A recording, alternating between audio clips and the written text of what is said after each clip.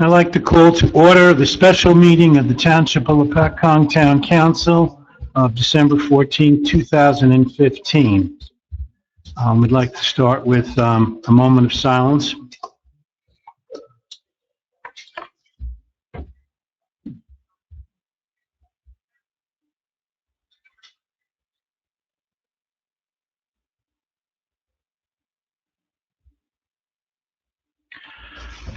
Pledge of Allegiance.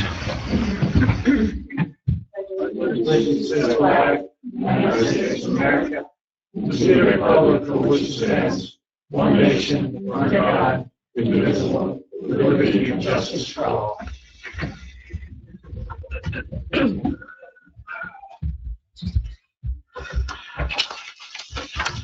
Adequate notice of this meeting has been provided, indicating the time and place of the meeting in accordance with Chapter 231 of the Public Laws of 1975, by advertising a notice in the Star Gazette and the Express Times, and by posting a copy on the bulletin board in the municipal building. Roll call, please. Councilman Valcarro. Here. Councilwoman McCabe. Here. Councilwoman Schneider. Here. Council President Chesler. Here. And Here. Okay, I'd like to open the meeting for public comment, agenda items only. I'll take a motion. Motion. Second. Second. All in favor? Aye. Public comment. Yes, ma'am. Good evening. My name is Jong Suk-ni. I'm a partner at McManaman, Scotland and Bauman. I represent Opus Investments LLC, the contract purchaser of the former Ingersoll Rand site in both Township of Lopatcong and also the town of Phillipsburg. The agenda items tonight are predominated by this particular issue, and we're very appreciative, and we want to express our appreciation for your planning professionals and your legal counsel in preparing this plan. As you are fully aware, this is a keystone to the development of the entire site. Without the redevelopment plan, the appropriate zoning being in place, we really can't get to the development of the full site. This is an area that's been underutilized for decades. This is finally the time, and this will be the document that will catalyze the growth that we know that we're capable of undertaking. And we are fully in support of this plan moving forward tonight. We just wanted to make a couple suggestions. We have spoken with your planners, and we just wanted to get them on record. Particularly on page number 5, there's just 2 changes we're asking for consideration. On page number 5, near the bottom, these are your planning standards for development. The minimum building setback from the US Route 22 and Lock Street, it's literally the last line on page 5. It's 150 feet. We're asking for consideration of an average of 150 feet, so it'll allow us a little more flexibility in the footprint of the building as far as the setback is concerned. That's one. The second one is on page 6, near the top. It's the maximum floor area ratio. Currently, it's a standard of 0.228. We're asking for that to be increased to 0.3. And the sole reason for these 2 changes is it gives us the ability to maximize what can be developed on this particular site. It allows us to expand the footprint and to change and to adjust where we put the building on the site. A bigger building means bigger ratables. And because we're in a redevelopment project, this is more of a partnership. So if we can get bigger, you guys are going to get more of a return on your end as well. Aside from these changes, again, we fully support this plan. We're very thankful for the hard work that's gone into this. And the steps tonight that are crucial to us are for you, the steps that you're considering, which is advancing this plan to the planning board. Because as we said before, time is money. And this is what we need to move forward. And we think it's going to be a great project. And we thank you for all the time you put into it. I'm here tonight for any questions. Also, my clients as well. And again, thank you. Thank you. I have one question for you. Mr. Bauman, in several emails, set forth a schedule of dates when he would like things done by. In those emails, he also sets forth a number of documents that would be delivered to us by Monday. Do you have them with you? I do have them. I can provide them by email. We weren't sure. We didn't know if that was going to be too aggressive, so we were looking to get some feedback, but we would be happy to provide those forms of documents for you. I can provide them all through email. We're working through your counsel.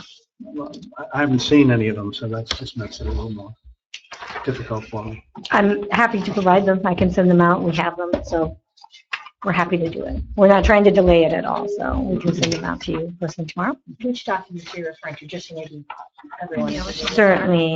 Draft resolution sending redevelopment plan to planning board, draft financial agreement, draft ordinance approving financial agreement, draft resolution approving redevelopment agreement, draft resolution for planning board concerning redevelopment plan, draft resolution approving indenture, draft indenture. Mhm. Just to let council know, the draft resolution referring to the planning board and the draft ordinance adopting the plan are what they've already provided, which you actually had in your packets, that we had forwarded in the past. Today, I was sent from her office a revision, Yes. which I have for you all tonight. But basically, the only revision is correcting that block and lot error. Everything else is the same. And they have that. Oh, you have it? Put it Okay. out. Okay, yeah, it says Okay. 100. So what you'll be voting on tonight is, and that was not a substantive change, it's merely that block 100 issue resolved. So the other documents that I think that are in your list, if I heard them all correctly, are not relevant for tonight, per se. They are to meet all those other deadlines. By all means, they're important to get and to review, but they're not for tonight's first reading. They're not something that you need to agree to. They're not something that you're bound to until some of these are separate and distinct steps, and they fall in certain pathways. And by all means, you should have them. You should get them because you need to review them, but they're not.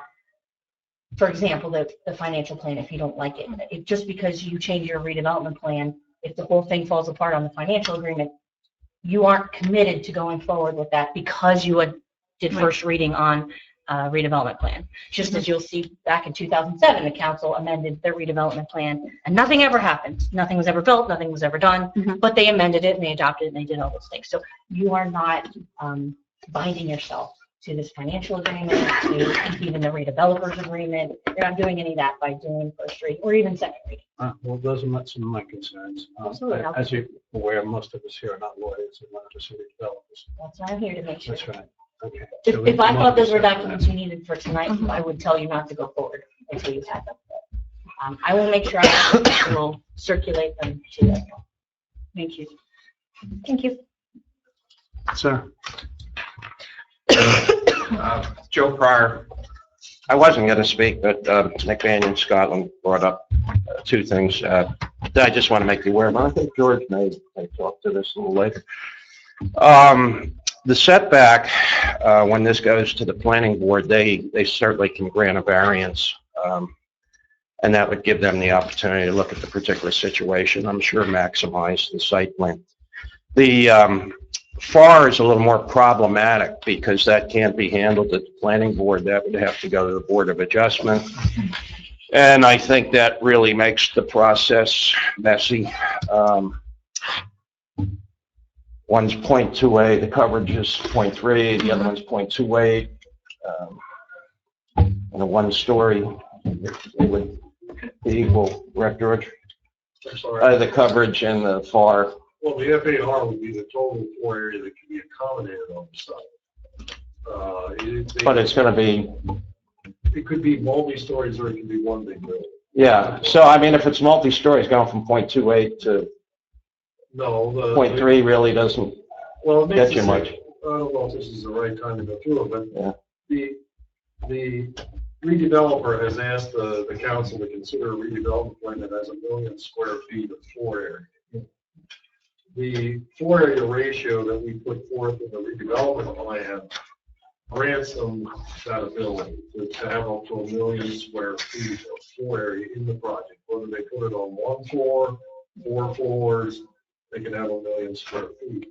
The issue that we saw is if we went to 0.30 for the floor area, 30%, that in essence would be giving them the bonus of over 316,000 more square feet, or allowing the project to be a third bigger. And the question I had, and why I was reluctant to just say go ahead and do that, is that the plan you have in front of you in terms of parking, layout, doesn't reflect any of that. It reflects a single-story, 1 million square foot building. And I thought that when you're going to have the potential to increase the impact by 1/3, by either going up or somehow on the site, it would be something that the redevelopment authority, in this case council, and the planning board would be interested in looking at that in terms of whether or not they thought that was appropriate, whether or not it was mitigated properly, versus I'm approved the 30% floor area ratio. Here it is, can basically take it or leave it. And so I thought it was important to have that limitation, primarily to allow the board to judge whether that extra 30% was being fit on the site in a proper way and in a way that helped mitigate some of the impact. Going from 0.28 to 0.30 gives them another 33%. Well, you got to remember, it's 100 acres. It's proposed. Yeah. So you're talking 7%. Okay, all right, yeah, So yeah. it goes up real quick. Yeah. It's an extra All right, I understand that. I really just point out that We'd have to go to zoning. you do have the ability to grant a variance at the planning board. The FAR would be more problematic, and I think you have to agree on that tonight and go forward. Thank you. Really well.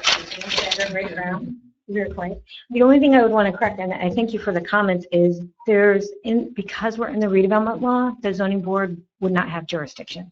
So we would actually have to come back and actually amend the plan through the process that we're undertaking now. Oh. So we wouldn't have that avenue. We'd actually have to come back and reset the process in full. There's a little, it's a little unsettled in the redevelopment law, but that would be the path that we would have to take. So that's why he's making that point of, it would be a benefit to us now, and the only way for us to come back, we'd actually have to tell potential tenants that no, if they wanted 1.2, 1.1, 1.08 more square feet, we'd have to say no. So that's what we mean by limiting our ability, because the only alternative for us would be to come back and request a full amendment to the plan, which would require this hearing, planning board, and then another hearing. So but let me just say this. We fully appreciate the work that's been undertaken here. The action must be taken tonight. So we think we have a very good working relationship with the community here. And we think even with the additional FAR, we would work with you. We're not looking to put something on site that's untenable, that won't have parking and amenities. That's not to our benefit either. So thank you.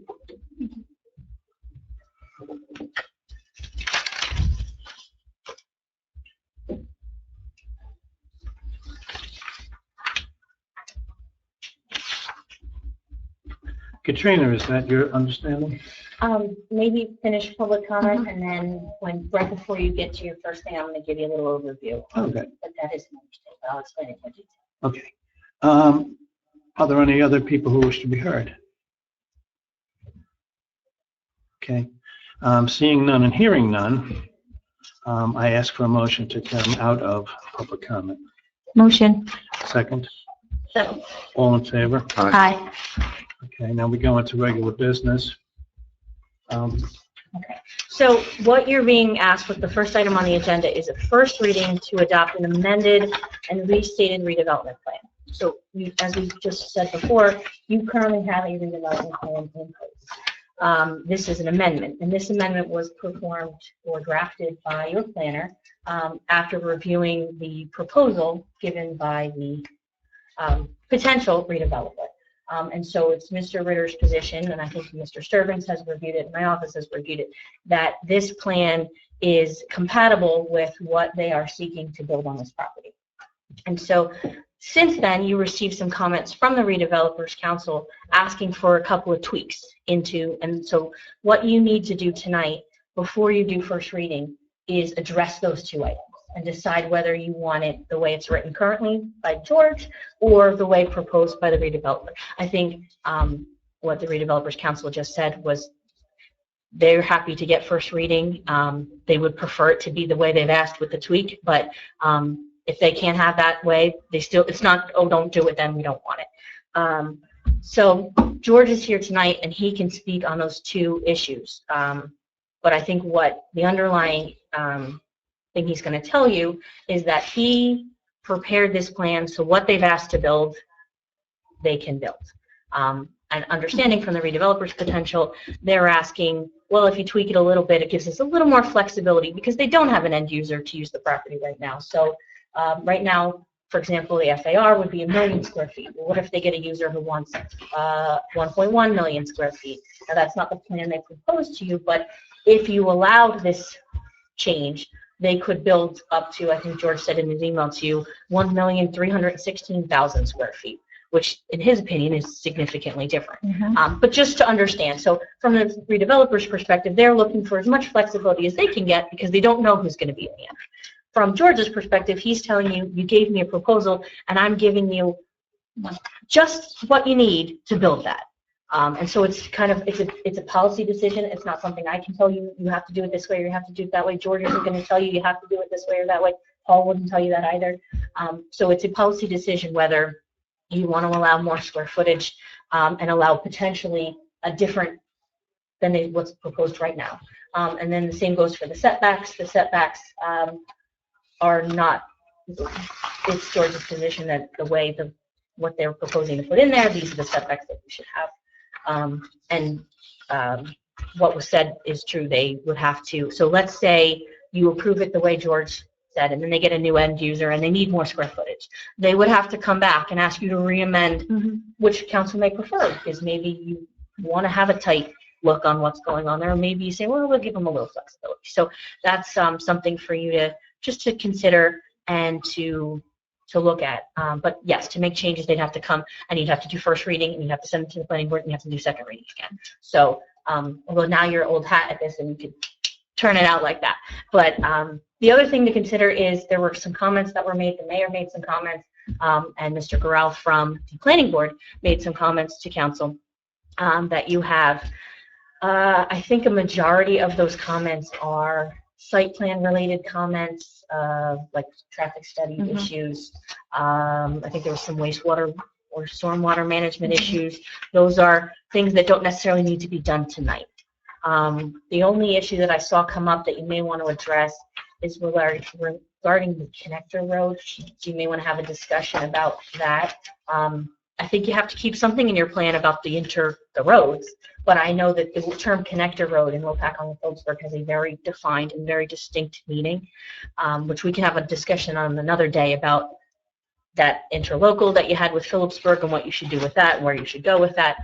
But if you feel more comfortable, I know some people had expressed not calling it a connector road, but maybe calling it something else and tweaking that.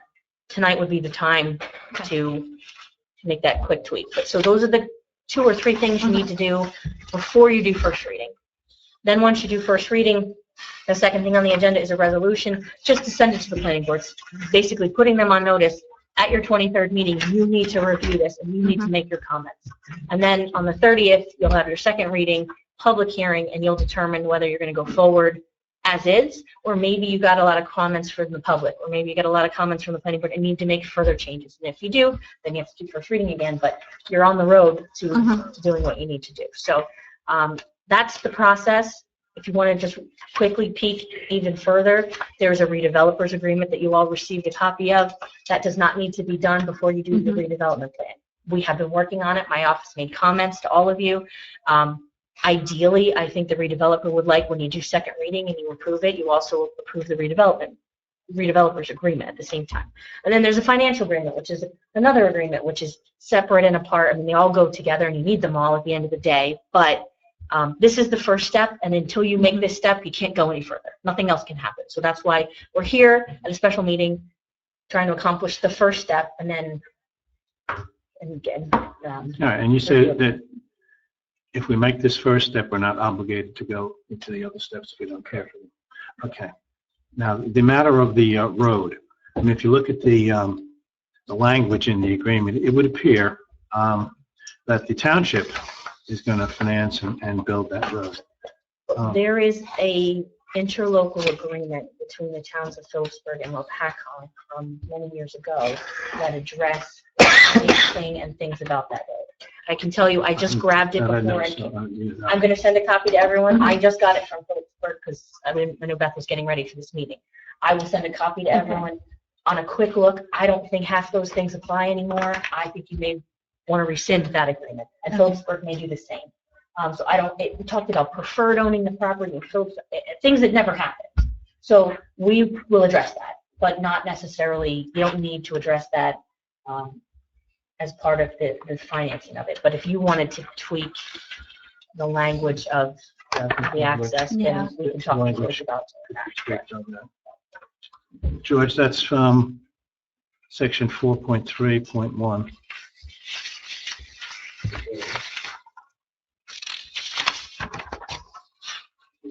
Vehicle access and circulation. Yeah. I was not aware that Lopatcong and Phillipsburg had an agreement for that, so this is something I'll just find out. Yeah. I don't know what it looks like, and I don't know what it calls for. I'll be honest with you, I don't recall it Okay. in many years. I don't want to be bound to something like that, then, if it's not favorable to the, at least fair. Well, I don't see anything in this redevelopment plan that says that the town has any obligation to do anything. It just talks about there will be a thoroughfare that connects the redevelopment area. And if you looked at the plan that was submitted by the redeveloper, it's a kind of circuitous road. Well, we've had an issue with, as you know, another connector road intersection, and I don't want to relive that.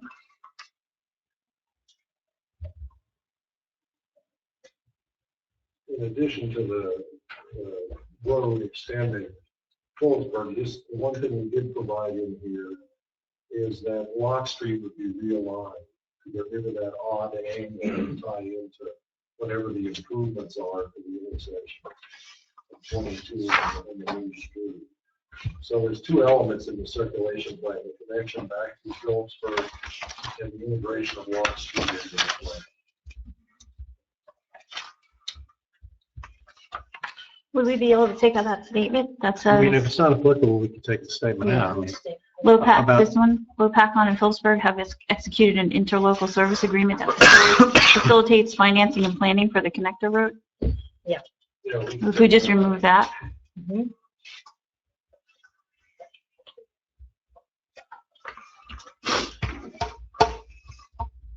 since it's Yeah. not even applicable to this situation. Correct. Yeah, I don't like things in agreements that are not applicable. Brings confusion in the future sometimes. Taking just that sentence out seems to take out all references to, Then it was in 4.2.1, and I may have misread it, but something to the effect that the entire redevelopment area, 103 acres, may be acquired by the township in furtherance of the redevelopment area. What's that? Well, it just meant it left you the option to do that. It says may, you don't have to do it. that's the basic premise of redevelopment law, that you have the right through eminent domain. The right, not the obligation. So I recommend you leave that in there. That just gives you rights that you wouldn't otherwise have. So it's, like I said, it's a right, Right. not an obligation, so I wouldn't recommend taking that out. We need to renumber the relocation. I think we have two 4.2.1, should be 4.2.2 at the bottom of page 12.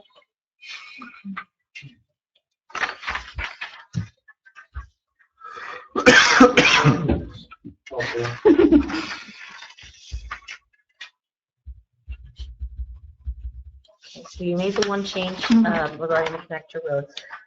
I would recommend you have discussions regarding the floor area ratio and setbacks. And George already started to speak on the floor area ratio, so maybe you want to do that one first. One other one was the traffic study. That's a site plan issue. Yeah. You don't need to do that for your development. You don't need to, but wouldn't it be more advantageous to have that up front? Until you know what they're going to build and what they need a site plan for. Well, I think they told us what they're going to build, right? Generally. Site plan too. Will be noticed as within 200 feet. I defer to George. I mean, You know, we had requested that the applicant, the redeveloper be required to supply the traffic study when he makes a submission to the planning board, is when it would normally happen. George, can I just interrupt you? Would you please take a seat at the table, just so I know that we pick you up? Okay. We had put it in the need to have a traffic study when the redeveloper applied to the planning board, because it would be at that point, he would know what he's actually asking for. One of the, just to give you an example, the current redevelopment plan shows a single one-story 1,000,000 square foot building. But the redevelopment plan allows a mix of uses, office research, warehousing. We know what the redeveloper would like to do now, but let's say he decides that he wants to do 4-story office buildings. Well, that would have a different impact on traffic than a 1,000,000 square foot of warehousing and the truck traffic that comes with it. So depending on where he ends up when he applies, it would make a difference. So I would think it would be most useful to address a traffic study when he actually makes a submission. You mean when he submits his plans, not when this redevelopment plan goes to the planning board? No, I think that what this is doing is giving the planning board the tools to evaluate the impact. In other words, they can get a traffic study, they can look at it, they can see how it's going to occur.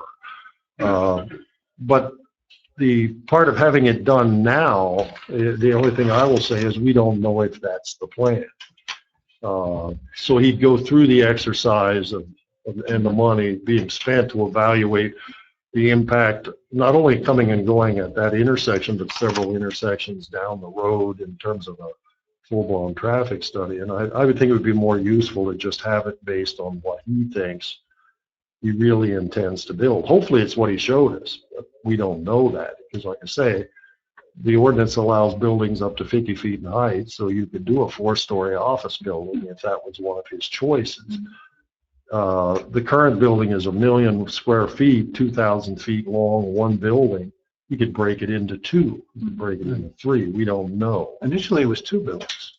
Well, that's probably even before my time. When I got involved, it was 1.4 million, I think they added up to. Oh, okay, because the one that I looked at was 1,000,000 square feet. One building. Well, that's what's there today, that's what's proposed, one building, 1,000,000 square feet.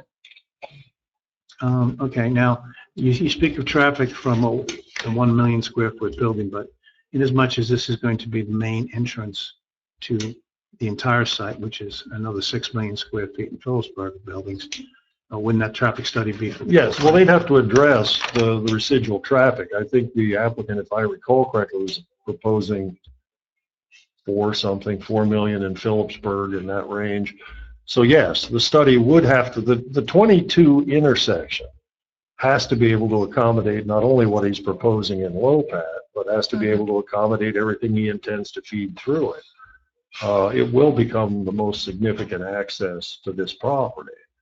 So he'd have to address it all. He'd have to look at that. He'd have to look at how it works, the number of turning lanes, that whole thing. George, I think that the mayor's concern is that if Lopatcong doesn't get built right away and Phillipsburg does, that there would be, he's concerned about the impact if they came through before they ever came for a site plan in Lopatcong, but they still have to go for a site plan in Phillipsburg for what they're Well, actually gonna they'd build. still have to go for a site plan here, though, to get the crossing. That's So right. Thank you. he'd have to come back and actually submit, if that's all he was going to do, he'd have to submit for the road, That's true. which would bring the same traffic study, because he'd have to also apply to the state for a new intersection on 22. So I don't think he can avoid addressing that at some point, even if he chooses to do all of Phillipsburg before he ever got to anything in Lopat. So I think we'd be covered, let's put it that way. And that would address not only volume, but is the street the proper width? Does it have the proper turning radiuses, the grades? It would be an evaluation of the whole proposal. And you said evaluating that proposal would be very different, whether it's trucks turning into that road, whether or cars. Well, yes, because if you said that all your traffic was office related, cars, normal passenger cars, the majority, as compared to several hundred trucks a day. Obviously trucks, even though there may be fewer trucks, they have larger impacts because they're simply bigger to get through intersections and turn. So it does depend on what he asks for in the end, what he decides he's going to build, what that impact's going to be. So I'm comfortable with the idea that at site plan is when it has to be tied down. Because I don't think he can sidestep that. Let's put it that way. Can I ask you, George, how accurate are those traffic studies?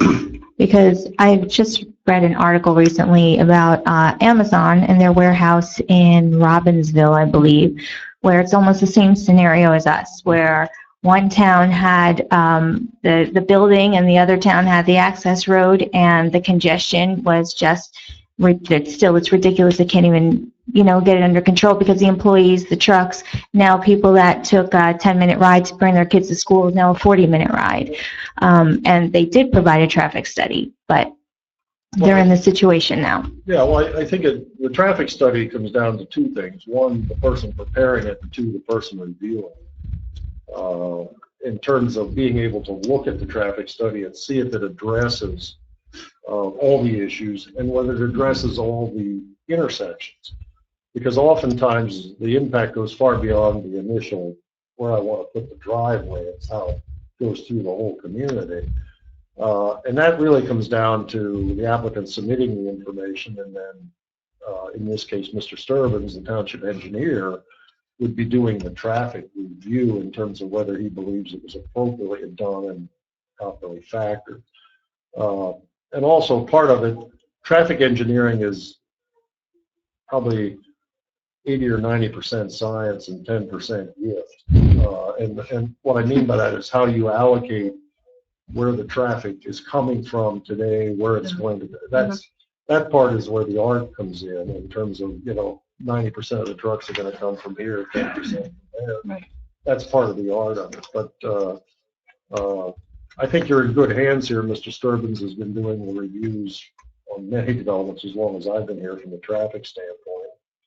And I think his firm has the background to give a very hard look at any traffic impact you can see. I actually read that article too, and I think at the very end of the article what they said was they believed the information that was given when they did the study, and they were going back to them and telling them that they were in violation of certain things because they didn't provide all the information. They said we're going to have this many cars, and they had this many cars. Well, Exactly. Yeah. That's what I mean by that. Yeah. Well, that comes back to partially Yeah, not questioning Paul's abilities at all. It's not the end of it's not the end of, I mean, right now it is for them in Robbinsville because it's Christmas time and Amazon's going crazy, but it's not the end all be all. Oh, okay, we made this decision and we're done. They're going to go back and try to address it. Right, but who wants to have that originally? Nobody wants to have that, and and then you have all your residents very angry at you because now you've got no one being able to get anywhere, and also taking into consideration a possible asphalt plant on the other side of town. If you can't get in one side and can't get in the other, how do you get home? So, it's just it's a really touchy subject for me because there's, I'm reading these things, and yeah, that article, and it started even before the Christmas rush, and it's just a little concerning to me. It's a lot concerning to me. Well, it should be in this case, because if you believe that if a redeveloper is successful and it gets 1 million square feet developed in Lopat and several million square feet in Lopatcong, you're looking at hundreds of trucks that have to make those movements. So it can be a very significant impact, and it is a very important part of any plan here, is the traffic analysis, and then how they're going to address it, particularly at 22. Right. As well as several other sites, some in Phillipsburg and also another one in Lopat. But yes, it is very important. George, I don't seem to remember seeing in there anything that is really specific on who would be responsible to build that access into the development and put up the traffic Well, lights there's and move the there's highway. nothing in here. Yeah. And I'll defer to your attorney on this, but normally how funds are spent to build something will come out in the developer's agreement in terms of what share, if any, the town is going to carry versus what share the developer is going to carry.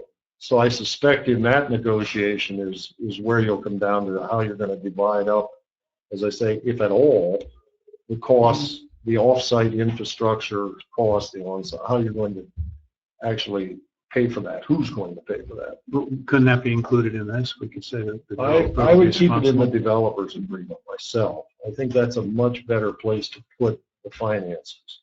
This really is more or less a guideline as your zoning. for all intents and purposes, this is a zoning regulation in terms of how you develop. And it doesn't really deal with finances, who pays for what, that kind of thing. It's really sets more of the guidelines for the development standards. And I would think that the actual developers agreement is where you get into the real guts of who pays for what and who's responsible for what. And the township is adequately protected by going about it in that fashion, Katrina?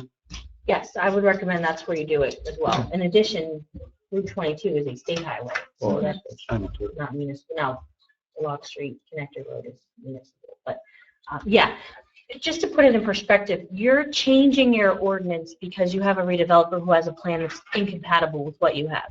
In other towns, for example, the Township of Harmony, they have no redevelopers waiting in the wings, but they have a redevelopment area and they've created a plan. And the plan is what they'd like to see there. And so it's very general and it's very, well, we're going to let you do this kind of use and this kind of use and these things. So the reason you're making changes, so you're not trying to tailor it necessarily exactly for what they're asking for. When I said that's what we did, meaning we didn't give them any more because that's all, George thought they needed. Right. But it's supposed to be a general redevelopment plan, and the only reason they're here is because they can't fit in and the reason they can't fit in is when you did it last time, you had a different redeveloper in mind, and that's perfectly okay to do it based upon someone coming to you. But I can tell you in a lot of other towns, it's done and hoping someone comes along and can fit within those parameters is what you'd like to see. So it's not a very specific. The developer's agreement is when you would put in, who's going to do Right, what, who's doing who what, knows what, right. and what agreements, and that's a contractual thing. Okay. And I would also point out that this does not lock the developer into a warehouse of 1 million square feet. What this does is fix the floor area ratio at 1 million square feet. But he could turn that into 3 or 4 buildings, Right. into 3 or 4 office buildings. Okay. Because this does allow him a broader range of uses other than warehouse. Okay. And he can go up, he can do what he wants. It just happens that what he proposed is a 1-story, 1 million square foot building. Did he propose that our side would be built first, or does he still have the choice to do whichever? Well, Do whichever. yeah, I think he Yeah. has the right to propose what he wants to do. I will Yeah. say that the plans that were submitted to us for review, the warehouse was shown in phase 1. Right. But that's obviously something that he could reconsider, he could rephase it. that Yeah, I kind think of we've thing. already been put on notice that they're reconsidering Right. that aspect, Mhm. just because of the timing. Yes, you That did will state happen. that. What is, do we know what the, where Phillipsburg stands with this at the moment? Where are they in the process? Does anybody know? They're further along. They're much I don't further know. along. I don't know exactly. They have their You redevelopment know. plan. Could we ask them? I was going to say, you could try to speak to where they are. Are they, Yes, if you could come up, please. Thank you. My name's Dan Gorell. I'm the developer that we're all talking about. Tomorrow night is my final vote. Financial agreement will be in place. Okay. We have tenants in tow, and we had numerous tenants interested in this site, and they have all had to walk away because we are not at the point where we can talk to them. So it's important that this document be approved so that we can prove that we can develop and build in town. Does that answer your question? mhm. Thank you. Thank you.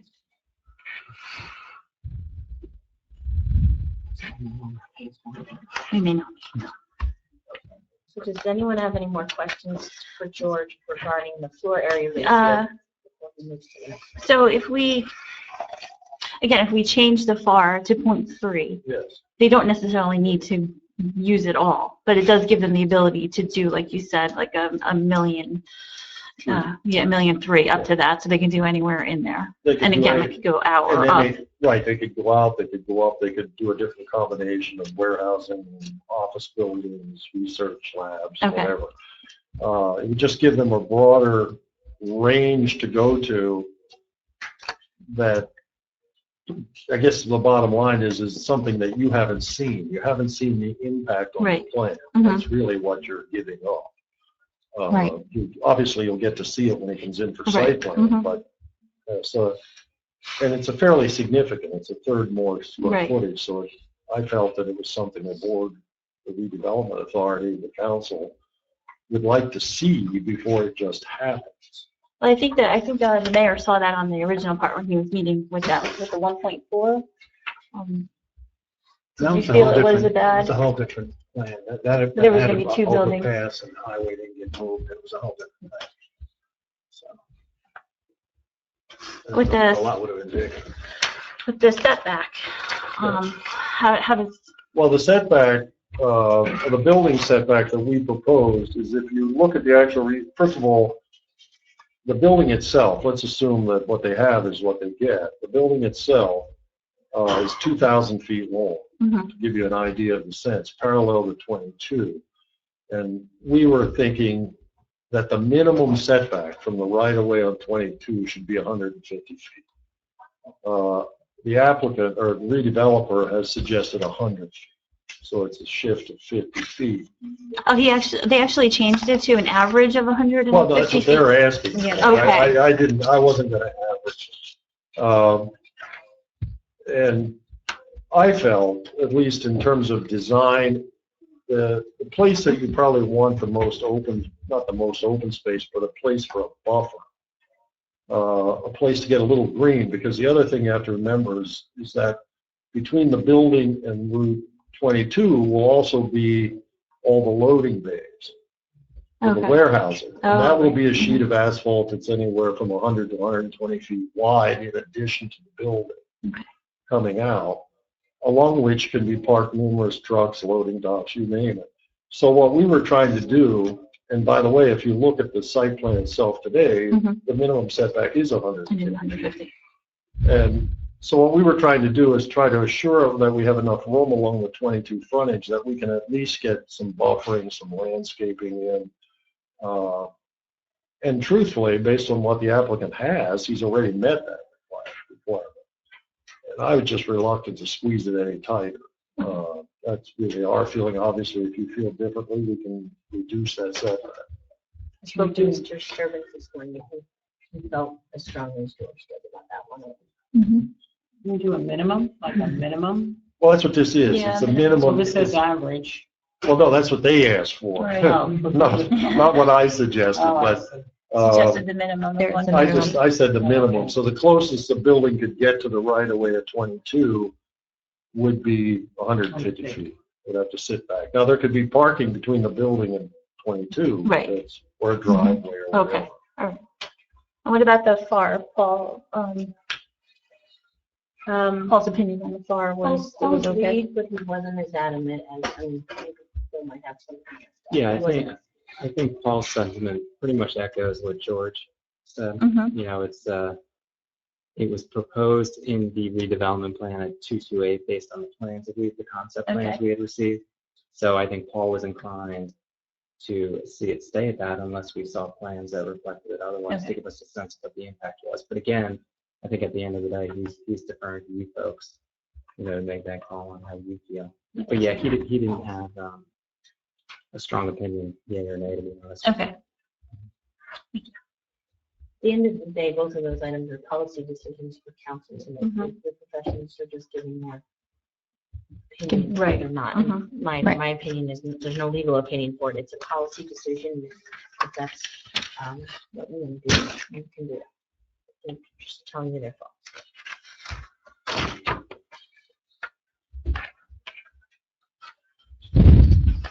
So we either approve it as stands with the FAR in the setback or with the. Yeah, well, including, I think at this point, I think council is comfortable removing that one sentence from 4.31 about the connector road interlocal service agreement and making that typo change.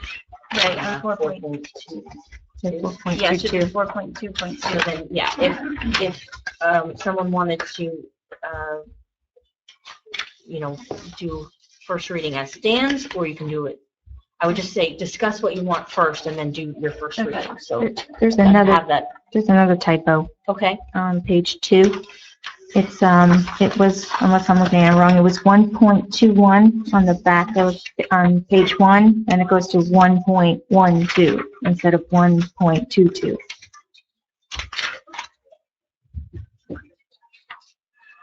I see it. So the Yes. first numbered paragraph should be Right. 1.22. So I think, is everyone comfortable with those 3 changes? I guess before we move to the next step. Yes. Yes. Yes. Now we have to. Yes. Then I would have a discussion about, without voting necessarily, but how does everyone feel about the one item? How does everyone feel about the second? Because if you have a consensus, then maybe someone makes a motion to do first reading in whichever form you choose. Okay. I guess I'll start. You know, we hire our professionals to trust their opinion, and we, you know, when we don't necessarily know what the right answer is for it, and I would say I would like to go with George's suggestions and keep it as is.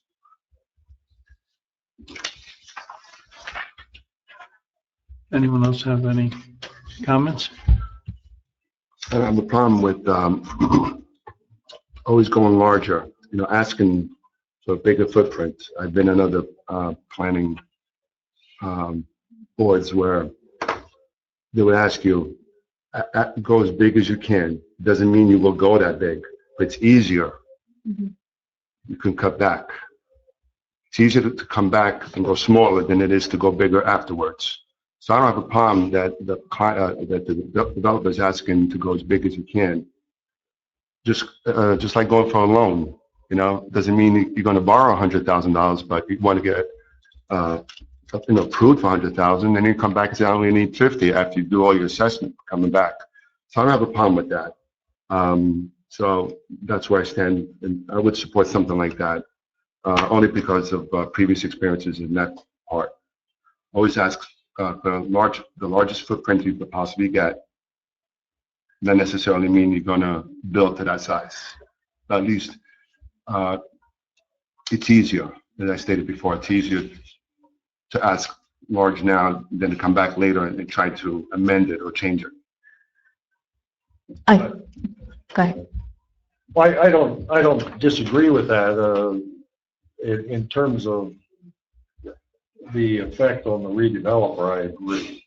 What you do by giving it up, and this is strictly a call you have to make, is you lose some control. That's right. That's the only question that you have to weigh in your own mind. I agree with you. When I work for private clients and we develop an ordinance, I try to do exactly what this gentleman is trying to do. I try to write the largest standard in, because you're absolutely right. It's easier to go to a board and ask to have it cut than to go back in and go, oops, going to have 10% more. What you're giving up as the redevelopment authority is just some control over 300,000 square feet. 400. Right. And, you know, it wouldn't be as big of a problem if we could see it. Like you said, I can't see it. So, you know, it's a big thing to say yes to when you can't actually see, you know, we don't have access to that. And I think we should leave it as it is. And if there needs to be a change that's significant, then they can come back and ask for it. But it's a big thing to say, give them that and give them the extra, by us not having more control over it. And then, you know, in the end, it turns out to be something that, you know, it is too big, and it shouldn't be as big as what we just allowed them to do. I look at it a couple of different ways. Number one, if it does go that much bigger, it equals more revenue for the township. Number two, it's only the first reading. Doesn't mean it would be applicable to the second reading. If we raised the FAR to 0.3, and then the planning board came back and suggested to lower it back, You'd have to do first reading. we'd have to do first reading Right. again? That's a pretty significant change. Even though it is a reduction. Right. It's too much of a change.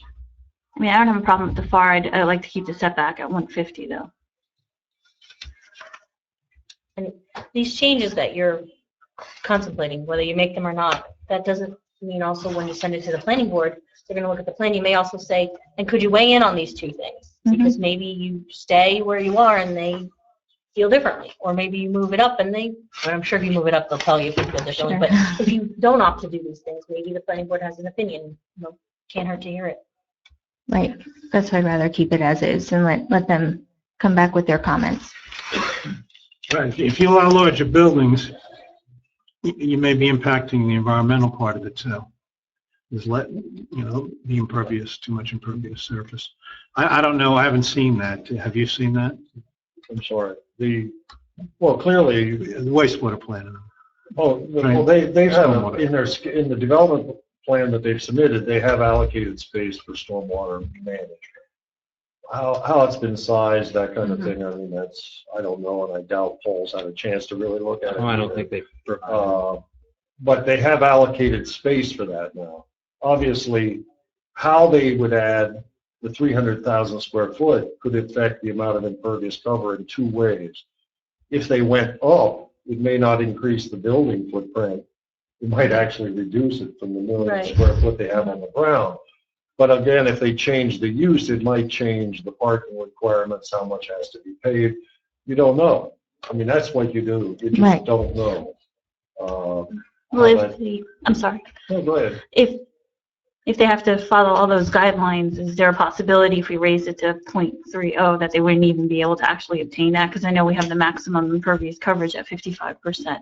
Sure. And that's not something we would be changing. So they have to work within the confines of all the other guidelines as far as like parking requirements and True. The way the ordinance is put together, the FAR and impervious cover could be the trip, which would stop them where they'd have to come back and ask for relief if they exceeded the 55 or if they exceeded the FAR or the 30% building coverage. Mm-hmm.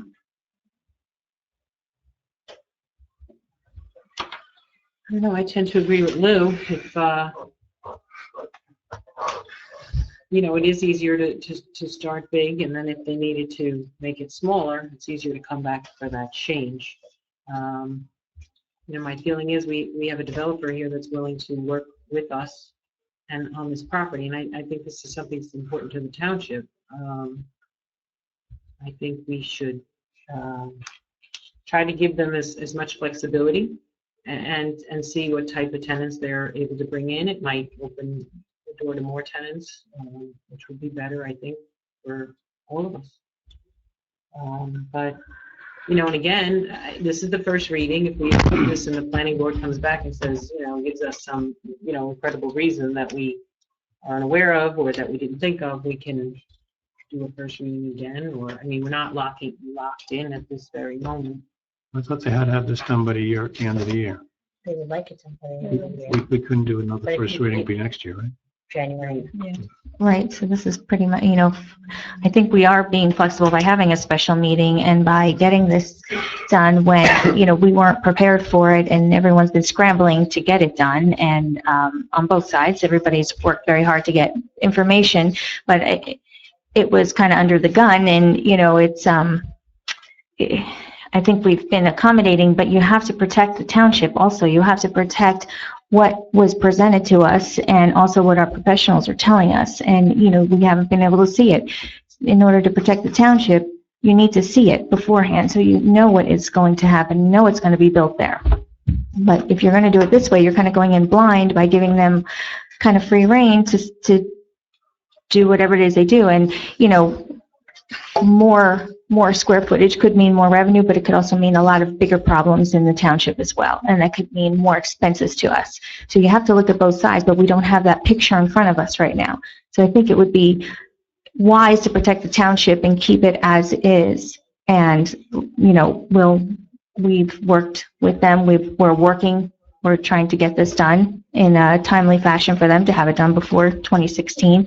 So I think it should stay where it is because it's kind of a dangerous thing to do by just giving them 360-some thousand more square feet to build on.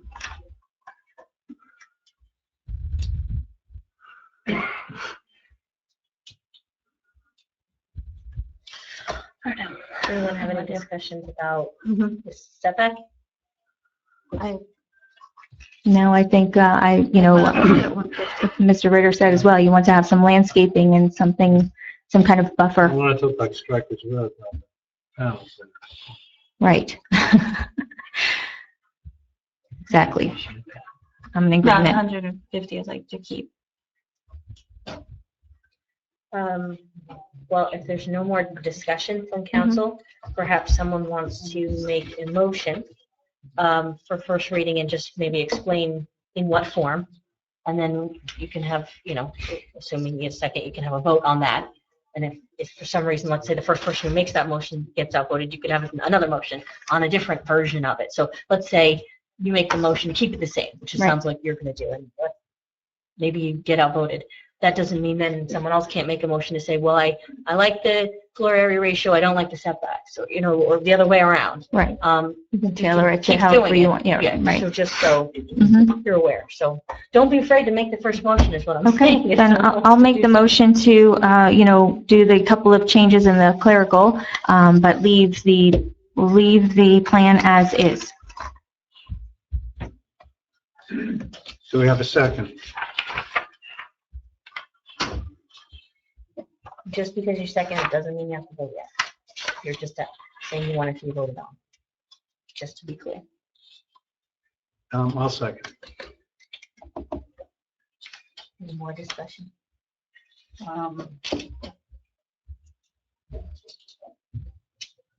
Explain how this works if we, let's say we agree to increase it. So what, Well, right now, there's a motion on the floor Right. to keep it the same. keep the same. So if you vote to do that, that's what's going to move on to the planning board. And if for some reason they come up with a plan that they need more than that, they'll have to come back to you to ask you to amend your plan again. So let's say they find a user who needs 1.2 million square feet, they'll have to come back to you. If that vote makes it. If the vote doesn't, and let's say you want to allow the square footage, but not the setbacks, you could make a motion to do that, and then you could have another vote on that. Or and maybe that one dies, and then you have another motion to change them both. So you can do whatever you need to do. But Okay. the way the motion currently stands is to keep it the same, so which would meet everything they're asking to do in their current proposal. But if they find a user who needs a little bit more or something a little different, they would have to come back to council, and which would go through first reading, back to the planning board. And so obviously they don't want to do that. Right. But that's where Right. you are. It's not And it the would- end of the world. And it would give us, if they did have to come back to ask for more square footage because someone is wanting that, it would give us a clearer picture at that time. Okay, you want extra, what is it that you're looking to do with the extra? So it's very clear Presumably, what if it they came is. back, went through the trouble of coming back. That's right, it again, would need to be something clear, I'm sure. If you want to take the comment. Yeah, I think Wait, maybe if you make could a weigh comment? in why you wanted to Please. change. I did want to say, Well, can we, I'm sorry, we're in the middle of The a... mayor acknowledged Oh, her. so okay, if you- all right. I just want to clarify, I actually feel a lot of the concern about about feeling like you're approving something before you see it, and we fully acknowledge that. We actually happen to practice redevelopment law. We represent numerous municipalities who often struggle with the same, am I committing too much? Am I giving you too much? The one thing I really want to point out and underline is the fact that your council also reinforced this. This is just the zoning. And I understand it may seem grand and great, and you're giving away all the keys to the municipality. We don't get to build anything unless we have a redevelopment agreement with you. So there's no way we're going to even come to you with a site plan unless you know what we're going to build. So I don't want to take that, I don't want to discount the concerns that are being raised about giving us too much, but I do want to reinforce that that's the power of redevelopment, is we are in a partnership with you. So your redevelopment agreement, which George has also underlined, those are going to be the terms. We're not going to come in and say, we feel like building Disneyland. We don't really care what you want. You're going to have terms on us that require that you're going to approve what we are going to build. You're going to know who our tenants are. You're going to know who's building what. You're going to know how we finance it. And we're going to have deadlines. You're going to be able to enforce those against us. So this is not the end of seeing us. And this is absolutely not the last time you're going to see us as far as who we're going to bring in. So I just wanted to give you some assurance that this is absolutely not an approval for us to build whatever we want. If you give us a little more room, it only gives us negotiating power, and then you're going to be able to see exactly what we are going to bring in, and you're going to be able to approve that, not just at the planning board level, but at this level too, because you are the ones who approve the redevelopment agreement with us, not the planning board. So you don't give that away. So I just want to give you a little bit more Right. background, but we do appreciate the conversation. Yep, and I understand that, but we have our engineers and we have our professionals that are telling us something different. So, you know, you want to get what you want to get done, and these guys we've hired to look out for us, and they're telling us that it shouldn't change, that we should keep it as is for now. So, you know, thank you. I think at the end of the day, it's how short of a leash do you want to keep this program on? Right. There are many, as she said, there are many steps along the way where you're going to have more things to approve, and you're going to know what they're building there, and you're going to know all those things. But this is kind of the first step as to how short a leash. Right now, they're only going to be able to build sort of what they've proposed. Now, you already said it could be office space, it could be manufacturing. There's still a lot of ifs. That's right. But it's just, you know, how tight a range do you want to keep at this step? And that's why George and Paul and I have all said it's a policy decision for council, not for any of us. You say like there's other steps later, but you can never go back to this step. All those steps. might There's still happen. many steps and things to be Yeah, able no, I know. We're in the middle of There's a motion on the floor. yeah. Any further My discussion only on the discussion motion? is, like you said, if it gives them my reasoning for giving them the larger FAR is that it gives them a little more bargaining power on who to bring in here, and maybe our building will be built a little quicker. But they still have to adhere to all the other percentages and regulations that we're putting in here. So it's not like they're going to be like, just because we said that, yeah, you can have a 0.30 FAR, that they're now going to be able to exceed the impervious coverage percentage limit that we put on them. But how do you know they won't? How do you know they will go to, I mean, they could go to the max. They could, but they still have to stay within the other boundaries that we've set for them. Yeah, I guess I'm confused. If all that's in place, then why would we even need to talk about this? Why do we even need to have it stay or go? But, you know, if it's that insignificant at this point, why would our engineer and our professionals tell us you should leave it as is? You know, there's a reason for that. And if it were something that, well, it can be fixed later on, we wouldn't be here discussing that right now. Yeah, but we haven't, I mean, all we saw was a picture, to be honest with you. I mean, we didn't get anything. I mean, all that was left for the planning board, and you guys have to go over all that to make sure they're in line with all the regulations. I mean, really, that's all I feel I really have seen is a picture at this point for their plan on how that would work. Yeah, see, I don't know what this you have to motion on, but what they've shown us is how they would like to develop the site. Right. Which also shows us where they want open space, where they want the roads to go. The only policy issue here is just, as you have described it, is how much leeway do you want to get before you look at it? Again, I mean, they're asking for 300,000 square feet, 30% more than what's. Right. It's not 5% or 10%. It's huge. So that's really the question. You're absolutely right, though, that if you approve the extra 300,000, they're still capped by the setbacks. They're still capped by the impervious cover. But it may be a plan that looks considerably different in ways you or I don't know that you may or may not like. That's the question you have to deal with. No, thank you, George. Do we have any say over that? So if we approve this plan and then they come in with a completely different plan that maybe we don't like because based on the first picture that we saw, what is our You have a little recourse less, then? a little less say. There's still A a little lot of things less to say. say about, but, you know, a little less say, because as long as they meet, you know, you say, oh, that building's way too big, but they met that aspect of it, so. Right. Like I said, yeah, it's, where if you left it the way it is, and they came back and wanted to do an amended redevelopment plan, and they proposed it, you said, no, I don't like that, then you just don't amend your redevelopment. Okay,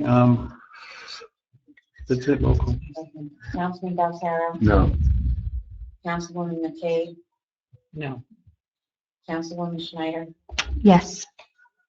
Council President Chesler, Yes. and McCann. Yes.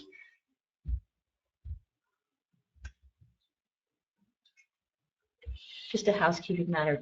Do we have this in a document that we can make those changes? The form that you gave us, is that a PDF or is that a Word? Well, the answer is I can supply it tomorrow. in a See if it's a form Word, that I'll you just can help change. that so we can get that done. Beth is going to advertise Okay. tonight. She's going to send it to the paper to make sure that we meet the deadlines we need to meet so you can have your second meeting. But, okay, I'll work with George just to make sure. Okay. Thank you. The second item on your agenda is just a resolution referring to the planning board. That's basically saying, hey, you need to take this seriously. You need to look at this at your next meeting. We need to look at this for us. I recommend that you go forward with that resolution. Okay, motion to approve resolution 15146. Motion. Second. Second. Roll call, please. Councilman Belcarra. Yes. Councilwoman McCabe. Yes. Councilwoman Schneider. Yes. Council President Chesler. Yes. And Yes. Okay. Now we'll move on to the approval of payment of bills. The Lopatcong School District December payment, $783,513.67. That's the only bill we're looking to get approved. Mhm. And that is an odd amount because we had what, overpaid them for a while? Overpaid. Yeah. We've been paying, since the school year is on July to June, and when we received the new AF4, it was input incorrectly on our end. There was a typo, so we've been sending an extra $67,000 to the school. They haven't yet reconciled that because of the reconciling system, and I know, I made sure I called and said this didn't affect the amount that they were bonding for, and it isn't, because in their general ledger, they have the correct amount that we should have been sending. So we just have to short this payment so that we're not short in our bank account by $400,000. All right. Yeah. Take a motion to approve the payment to the school district. Motion. Second. Okay, roll call, please. Councilman Belcarra. Yes. Councilwoman McCabe. Yes. Councilwoman Schneider. Yes. Council President Chesler. Yes. And McCann. Yes. Audience participation. Make a motion to go into audience participation. Motion. Second. Okay. All in favor? Aye. Aye. Aye. The floor is open. Has anyone a question or statement? Juniper Lifer, I just want to congratulate you all on a very amiable, agreeable meeting. Very well done. Thank you, Juniper. Have we any other comments from the?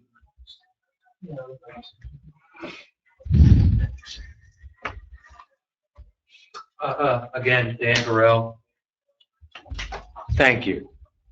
Thank you. Thank you. This was not easy. We've been trying to get here for some time, and everybody is pulling on the same rope in the same direction. Thank you. The reason why we needed to have this done in 2015 is so that we didn't lose more potential tenants. That's what this is all about. It's not giving up control. It's not giving up into me. This is about bringing people to this community and proving out that I can do this. That's what this is all about. Thank you. Thank you. You're welcome. Go get it. Bring it back. Does that mean you're going to build our building first? As previously indicated? What? You're not there yet. Yeah. Long way to go. Okay. Okay, motion to adjourn the meeting? Motion. Oh, I'm Yeah, sorry. close. Technically, we have to close public session. Motion to close public session? Motion. Second. All in favor? Aye. Motion to adjourn? Motion. Second. All in favor? Aye. Aye. Meeting's over. Thank you.